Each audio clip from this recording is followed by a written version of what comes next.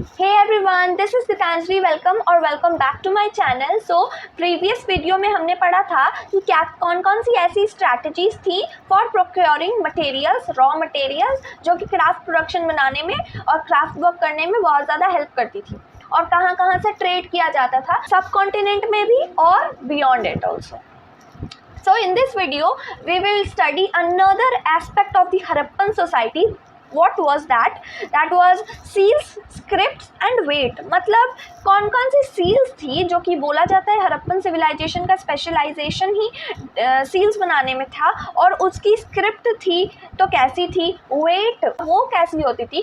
मतलब ओवरऑल हमें आज यही पढ़ना है कि सील्स कैसी होती थी, स्क्रिप्ट्स कैसी होती थी, वेट कैसी होती थी. ये अनदर एस्पेक्ट है सोसाइटी का जो हमें समझना पड़ेगा अगर हमें समझना है अच्छे से हरप्पन सिविलाइजेशन को.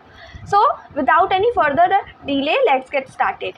So ये जो आप देख रहे हैं यहाँ पे ये स्क्रिप्ट है, ठीक है. हरप्पन सिविलाइजेशन में लोग इसी तरीके से हमें इंस्क्रिप्शन में और बहुत सारी पॉटरीज में यही निशान बने हुए मिलते थे. इसको आप कह सकते हैं उनके हिसाब से वो इसी भाषा में लिखते थे, ऐसी स्क्रिप्ट यूज़ करते थे लिखते वक्त.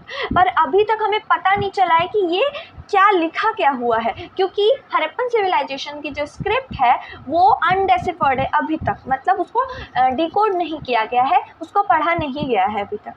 सो फर्स्ट जो टॉपिक है हमारा इसका अंदर वाला सब टॉपिक वो है seals and sealings. So seals and sealings क्या होती थी? तो सील्स एंड सीलिंग वहाँ पे यूज़ करा जाता था जो कि हेल्प करता था, जो कि फैसिलिटेट करता था लॉन्ग डिस्टेंस कम्युनिकेशन को, ठीक है. सील्स को कैसे बनाया जाता था? स्टीएटाइट की मदद से. मतलब मैंने पढ़ाया है स्टीएटाइट क्या होता है. वो एक सॉफ्ट स्टोन होता है जिसकी मदद से सील्स को बनाया जाता था, ठीक है. अब एक एग्जाम्पल लेते हैं कि ये जो सील्स एंड सीलिंग्स है वो फैसिलिटेट लॉन्ग डिस्टेंस कम्युनिकेशन को कैसे करती थी, लॉन्ग डिस्टेंस ट्रेड को फैसिलिटेट कैसे करती थी. इमेजिन करिए कि एक बैग है ऑफ गुड्स जो कि भेजा जा रहा है एक जगह से दूसरी जगह पे. सो उसको रस्सी से उसको बांध दिया गया. मतलब वो जो था झोली में भर के उसको रस्सी से बांध दिया गया, उसके ऊपर वेट क्ले लगा दिया गया, फिर वन और मोर सील्स प्रेस्ड कर दिया गया. मतलब एक से एक या फिर एक से ज़्यादा सील्स उस पर प्रेस कर दिया गया. मतलब कुछ निशान उसमें बना होता होगा, कोई चीज़, एनिमल मोटिव्स बने रहते थे बहुत सारे, तो वो कुछ ना कुछ मैसेज कन्वे करते थे, राइट. इस बैग अब इससे क्या होता था कि अगर जो बैग है अगर जगह पे अच्छे से पहुंच गया, मतलब सीलिंग्स उसमें जो लगाया गया था, जो प्रेस किया गया था वो इंटैक्ट है, मतलब अभी भी है, उसको टेम्पर नहीं किया गया है. सील्स लगाने का एक और पर्पस था that it also conveyed identity of the sender. मतलब कौन उसको भेज रहा है वो बैग को या फिर कोई भी चीज़, गुड्स या फिर सामान जो है उसको कौन भेज रहा है उसकी भी आइडेंटिटी का पता लग सकता था. Now moving on to our next topic which is an enigmatic script. An enigmatic script इसका मतलब क्या था? एनिग्मेटिक मतलब क्या होता है? इसका मतलब होता है मिस्टीरियस. मतलब कोई चीज़ जो छुपी हुई हो, मतलब डेसिफर नहीं किया गया है इन शॉर्ट. मतलब इसका यही है कि यहाँ पे एनिग्मेटिक स्क्रिप्ट बोलने का मतलब है जो हरप्पन सिविलाइजेशन की स्क्रिप्ट है उसको एनिग्मेटिक, वो अभी भी एनिग्मेटिक है, मिस्टीरियस, उसको पढ़ा नहीं गया है, ठीक है. सो ज़्यादातर जो हमें इंस्क्रिप्शन मिले हैं वो ज़्यादातर छोटे हैं और जो कि कुछ कुछ जो लॉन्गेस्ट मिले हैं वो कितने साइंस कंटेन करते हैं? मतलब इस तरीके के 26 साइंस, ठीक है. Script is undeciphered. और इससे हमें एक और चीज़, इसके बारे में हमें क्या क्या पता लगा है? एनिग्मेटिक तो है, इसके बारे में हम कुछ पता नहीं है, पढ़ नहीं पाए आज तक, पर कुछ कुछ जो चीज़ें हैं वो हमें थोड़ा थोड़ा पता है इसके बारे में. वो क्या है कि ये डेफिनेटली अल्फ़ाबेटिकल तो नहीं हो सकती है क्योंकि उनमें बहुत सारे साइंस हैं जो कि रेंज करती है 375 to 400. यहाँ इसके बीच में उसके साइंस है, बहुत सारे साइंस है, ठीक है. मतलब उसकी ऐसे तरीके की लिखावट जो है बहुत सारी है.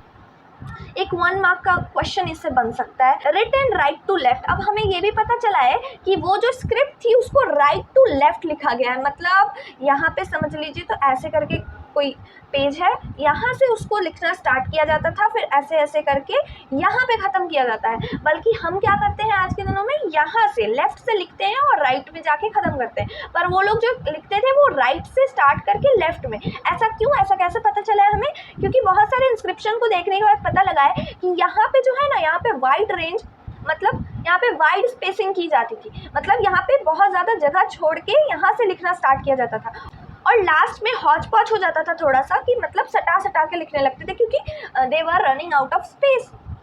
सो इससे हमें पता चलता है कि उनकी स्क्रिप्ट राइट टू लेफ्ट लिखी जाती थी। ठीक है, ये भी बात क्लियर है। Now moving on, objects on writing found. So कौन कौन सी ऐसी ऑब्जेक्ट्स हैं जिसपे हमें राइटिंग्स मिले हैं, एक्चुअली राइटिंग्स लिखे हुए बाकायदा मिले हैं। ठीक है, तो सील्स पे मिले हैं, कॉपर टूल्स, कई सारे कॉपर टूल्स थे उस पे मिले हैं, रिम्स ऑफ जार्स, और ज्वेलरी पे भी हमें यहाँ तक कि वो लिखावट, उनकी स्क्रिप्ट देखने मिली है। ठीक है, फिर बोन रॉड्स मिले हैं, एंशियंट साइन बोर्ड्स पे भी उनके स्क्रिप्ट हमें देखने को मिलते हैं। अब जो हमारा नेक्स्ट टॉपिक है वो है वेट का, मतलब वहाँ पे वेट किस किस तरीके के यूज़ किए जाते थे।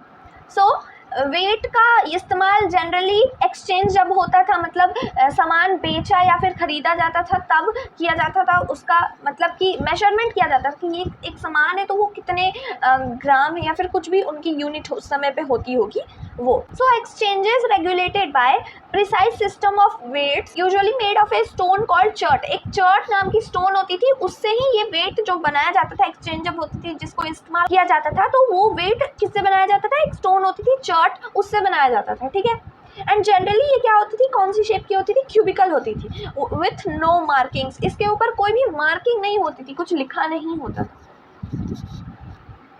और जो उसकी लोअर डिनोमिनेशंस थी, मतलब जो वेट था उसका लोअर डिनोमिनेशन था, बाइनरी फिगर होता था, मतलब 1 2 4 8 16 32 एट्सेट्रा ऐसे करके कब तक होता था, कहाँ तक होता था, 12,800 तक। और जो मेजरमेंट की डिनोमिनेशन होती थी लोअर वाली, वो इतने तक होती थी। और इसको इस्तेमाल किस किस चीज़ के लिए किया जाता था, बेसिकली इसको इस्तेमाल किया जाता था ज्वेलरी को वे करने के लिए या फिर बीड्स को। Now moving on to our very important topic which is ancient authority. Ancient authority, अब तो हमने एक एस्पेक्ट देख लिया कि सील्स कैसी होती थी, स्क्रिप्ट्स कैसे होते थे, वेट का मेजरमेंट क्या होता था। अब ये भी तो समझे कि सोसाइटी में कोई रूलिंग क्लास थी क्या, मतलब जो हमें इतने सारे एग्जाम्पल्स मिले हैं, जो इतनी सारी यूनिफॉर्मिटी मिली है ब्रिक्स में, बीड्स में, और सील्स जो बनाए जाते थे एक ही तरीके के होते थे, ब्रिक्स एक ही तरीके के, एक ही डायमेंशन के होते थे, वो जो चीज़ें हैं उनको रेगुलेट कौन करता था। Indication of complex decision being taken. अब बहुत सारे ऐसे कॉम्प्लेक्स डिसीजंस लिए गए हैं हड़प्पन सोसाइटी में जो हमें देखने को मिलते हैं। सो वो कैसे, अपने आप लोग नहीं लेते थे ना, कोई तो एंशिएंट अथॉरिटी होगी, कोई तो एक रूलिंग क्लास होगी जो उनको रेगुलेट करती थी सारी चीज़ों को, राइट। सो अगर हम एग्जाम्पल देखें तो extraordinary uniformity of Harappan artifacts as evident in pottery, seals, weights and bricks. So example के तौर पे बहुत सारी चीज़ें जैसे कि पॉटरी हो गई, सील्स हो गए, ब्रिक्स हो गए, वेट्स हो गए, ये सब एक ही, बहुत सारे साइट्स थे हड़प्पन सिविलाइजेशन में, पर हर जगह पे एक ही तरीके के ब्रिक्स पाए गए हैं। सो ये कैसे हो सकता है कि हर साइट्स पे एक ही तरीके के, एक ही मेजरमेंट के ब्रिक्स मिले, वेट्स मिले, सील्स एक ही तरीके के बनी हो, पॉटरी एक ही डिज़ाइन में बना हुआ हो, तो ये कैसे हो सकता है, राइट। सेटलमेंट और भी और सेटलमेंट जो थी, बहुत सारे सेटलमेंट को स्ट्रैटेजिकली बसाया गया था, located in for various reasons, बहुत सारे रीजंस के चलते स्ट्रैटेजिक मतलब दिमाग लगा के उन इंटेंशनली उन लोकेशंस पे साइट्स को बसाया गया था। Labour mobilised for making bricks. अब ब्रिक्स बनाने के लिए लेबर को भी मोबिलाइज किया था उन्होंने, मतलब कि लेबर इकट्ठा काम करते थे, ठीक है, और ब्रिक्स बनाते थे, बहुत सारी पॉटरीज बनाते थे, बहुत सारी चीज़ें बनाते थे। तो इससे क्या साबित होता है कि कहीं ना कहीं कोई तो रूलिंग या फिर अथॉरिटी बोल सकते हैं जिसको, वो थी, तभी तो वहाँ पे एक यूनिफॉर्मिटी बनी हुई थी, ब्रिक्स से लेके, पॉटरी से लेके वेट्स तक।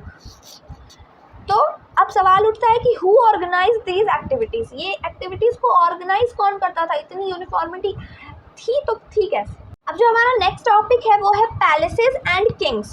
सो अगर हम देखें कि कोई सेंटर ऑफ पावर और उसकी डिपिक्शन, कोई लोग पावर में थे उसकी डिपिक्शन कोई मिलती है, तो archaeological records provide no immediate answers. So archaeological records provide no immediate answers to it. A large building found at Mohenjodaro, हालांकि एक लार्ज सी बिल्डिंग, बड़ी सी बिल्डिंग मिली है मोहनजोदारो पे, was labeled as a palace by archaeologists, but वहाँ पे भी कोई spectacular finds नहीं मिली है जिससे हम कह सकें कि हाँ वो राजा का महल हो सकता है, राइट। हालांकि और एक बात है यहाँ पे कि एक स्टोन स्टैचू भी मिली है that was labelled and continues to be known as the priest king. जैसा कि आर्कियोलॉजिस्ट इस चीज़ से बहुत फेमिलियर हैं कि प्रीस्ट किंग के स्टैचू से, क्योंकि ये मेसोपोटामिया में भी मिला था। मेसोपोटामियन हिस्ट्री में भी प्रीस्ट किंग्स को मतलब दिखाया जाता है, वहाँ पे भी मूर्ति मिली है। And have found parallels in the Indus region, मतलब मेसोपोटामियन के जैसे ही यहाँ पे कनेक्ट कर लिया गया कि हाँ यहाँ पे भी एक मूर्ति मिली है, उसको प्रीस्ट किंग का नाम दे दिया गया।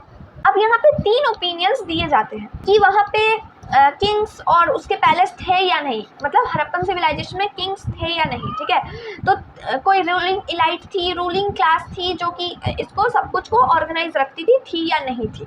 3 तरीके का ओपिनियन देखते हैं। First one is some archaeologist are of the opinion that Harappan society had no rulers, कि यहाँ पे हड़प्पन सोसाइटी में कोई भी रूलर नहीं हुआ करता था, और that everybody enjoyed equal status, और सब कोई इक्वल स्टेटस, मतलब सब कोई इक्वल स्टेटस एंजॉय किया करते थे। हड़प्पन सिविलाइजेशन में कोई किंग्स एज सच नहीं हुआ करती थी। Now the second opinion is there was no single ruler but several, मतलब कि हड़प्पन स्टेट में कोई एक राजा नहीं हुआ करता था, एक रूलिंग पावर नहीं हुआ करती थी, पर बहुत सारी हुआ करती थी, ठीक है। Mohenjodaro had a separate ruler, Harappa another and so fourth and so on, मतलब कि हड़प्पा में अलग हुआ करता था और मोहनजोदारो में अलग, फिर चानुदारो में अलग, बहुत सारी साइट्स थी, जहाँ जहाँ साइट्स थी वहाँ अलग रूलर हुआ करता था। अब जो थर्ड ओपिनियन दिया जाता है वो है there was a single state given the similarity in artifacts, मतलब बोला जाता है कि एक सिंगल स्टेट था वहाँ पे। हड़प्पन सिविलाइजेशन एक पूरा सिंगल स्टेट था, एक अकेला स्टेट था, ठीक है। क्यों बोला जाता है ऐसा? क्योंकि आर्टिफैक्ट्स में सिमिलैरिटी मिले हैं, पॉटरीज में, सील्स में, ब्रिक्स में, वेट्स में यहाँ पे सिमिलैरिटी मिले हैं। Plan settlement, standardise ratio of brick size, establishment of settlements near raw materials availability, मतलब कि एक स्टेट हुआ करता था और उसको बहुत ज़्यादा प्लानिंग एंड प्लॉटिंग के साथ बसाया गया था, ठीक है, कि वहाँ पे स्ट्रैटेजिकली लोकेशन बसाया जाता था, फिर वहाँ पे एक ही तरीके के घर बनाए जाते थे, एक ही तरीके के ब्रिक्स के रेशियो से, ठीक है। फिर प्लानिंग करके सेटलमेंट बनाया जाता था, ड्रेनेज सिस्टम प्लान किया जाता था, मतलब इसका कहने का है कि ओवरऑल एक सिंगल स्टेट हुआ करता था, ठीक है। और जो ये थर्ड वाली थ्योरी है ना, मतलब थर्ड वाली ओपिनियन जो है अभी के समय में बहुत ज़्यादा ही प्लॉजिबल लगती है, मतलब यही सबसे ज़्यादा सही लगता है। So our next topic is the end of the civilisation, मतलब अब बताया जाता है कि सारे एस्पेक्ट तो हमने पढ़ लिए कि हड़प्पन सिविलाइजेशन कैसी थी, सारे सोसाइटी के एस्पेक्ट पढ़ लिए, वहाँ पे ट्रेड कैसे हुआ करता था, घर कैसे बनाए जाते थे, आर्किटेक्चर से लेके हर कुछ पढ़ लिया। अब देखते हैं कि एंड कैसे हुआ इस बड़ी सी सिविलाइजेशन। तो यहाँ पे कोई एक प्लॉजिबल थ्योरी नहीं है जिसको हम बोल सकते हैं कि एक ये रीज़न है जिसके कारण पूरा का पूरा सिविलाइजेशन कोलैप्स हो गया, पूरे के पूरे सिविलाइजेशन ख़त्म हो गया। सो ऐसे एविडेंसेस मिले हैं कि most of the mature Harappan sites in regions had been abandoned by circa 1800 BCE, मतलब 1800 BCE तक बहुत सारे sites जैसे कि such as चोलिस्तान वो सब अबैंडन हो चुके थे, ख़त्म हो चुके थे, पर साइमल्टेनियसली मतलब साथ साथ there was an expansion of population into new settlement in Gujarat, Haryana and UP, मतलब कि जैसे जैसे यहाँ पे ये सब साइट्स, बहुत सारे साइट्स ख़त्म होते जा रहे थे, वैसे वैसे पॉपुलेशन का एक्सपेंशन किस ओर हो रहा था? गुजरात, हरियाणा, यूपी के साइड, ठीक है। और जो साइट्स बच गए थे 1800 तक ख़त्म नहीं हुए थे, वो 1900 तक मतलब BCE तक चले थे, तो वहाँ पे बहुत सारे ट्रांसफॉर्मेशन मिले, including transformation of material culture marked by disappearance of distinctive artifacts of the civilization। जो civilization की जो mature हड़प्पन civilization थी उसकी specialization हुआ करती थी, pottery, seals, weight measurements and bricks, तो वो सब खत्म होती जा रही थी, वहाँ पे major transformation आ गया था, ठीक है, 1900 तक वो सब साइट्स पे, और ये सब जो डिसअपियरेंस होने लगा था, मतलब ये सब जो चीज़ें थी वो डिसअपियर होने लगी थी। कौन कौन सी चीज़ें थी? वेट, सील्स, ये सब डिसअपियर होने लगी थी, ठीक है। क्राफ्ट स्पेशलाइजेशन में गिरावट आ गया था, craft specialisation was also disappearing. In general far fewer materials were used to make far fewer things, मतलब कम कम सामान, कम कम चीज़ों को बनाने में इस्तेमाल करा जाने लगा। House construction techniques deteriorated and large public structures were no longer produced। हाँ, जैसे उस समय पे घर बनाए जाते थे जैसे उस समय पे घर बनाए जाते थे, जिस स्टाइल में बनाए जाते थे, जिस दिमाग के साथ बनाए जाते थे, अब वैसे घर को नहीं बनाया जाने लगा। फिर बहुत सारे जो पहले बड़े बड़े बिल्डिंग्स बनाए जाते थे वो भी नहीं बनाने लगे वो लोग। Overall artifacts and settlements indicate a rural way of life in what are called late Harappan or successor cultures और लेट हड़प्पन पीरियड जो आ गया जिसको हम बोलते हैं, वहाँ पे क्या होने लगा, रूरल वे ऑफ लाइफ दिखने लगी, वहाँ पे जो स्पेशलाइजेशन थी वो घटने लगी। ठीक है, what brought about these changes, तो बहुत सारे एक्सप्लेनेशन दिए जाते हैं कि इसके कारण अबैंडन हो गया, इसके कारण एंड हो गया सिविलाइजेशन का। तो कौन कौन सी ऐसी सेवरल एक्सप्लेनेशन है जो दिए जाते हैं, जैसे कि क्लाइमेट चेंज की वजह से अचानक से वहाँ हड़प्पन सिविलाइजेशन के टाइम पीरियड में क्लाइमेटिक चेंज होने लग गया, फिर डिफॉरेस्टेशन होने लग गया, एक्सेसिव फ्लड आ गया, shifting and drawing up of reverse हो गया, मतलब रिवर्स के बहाव में शिफ्ट होने लगा, इसके कारण पूरी की पूरी सभ्यता डूब गई। ओवर यूज ऑफ लैंडस्केप का बहुत ज़्यादा इस्तेमाल होने लगा। ठीक है, Harappan state came to an end. So these were the reasons that were given that why Harappan state came to an end. मतलब ये सब जो एक्सप्लेनेशन दी जाती है, पर इनमें से कोई भी एक्सप्लेनेशन एकदम पक्का नहीं बोल सकते कि हाँ इसी की वजह से ऐसा हुआ होगा, क्योंकि क्लाइमेटिक चेंज हुआ होगा तो पूरी की पूरी सभ्यता तो कैसे खत्म हो सकती है, कुछ तो बचा होगा।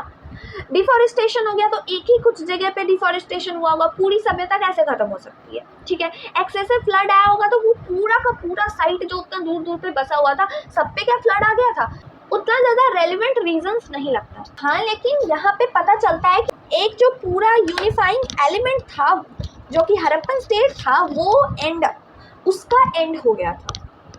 ये कैसे है? It is evident by the disappearance of seals, the script, distinctive beads and pottery, and the shift from a standardized weight system to a use of local weights and the decline and abandonment of cities। तो ये सब कारण से cities का abandonment होने लग गया, जो standardized एक weight system हुआ करती थी वो एक local weight system में change हो गया। So with this we come to an end of this explanation. This was the part 3 of this chapter, bricks, beads and gold, the Harappan civilization। next video part 4 होने वाला है इसी chapter का। So stay tuned and thank you।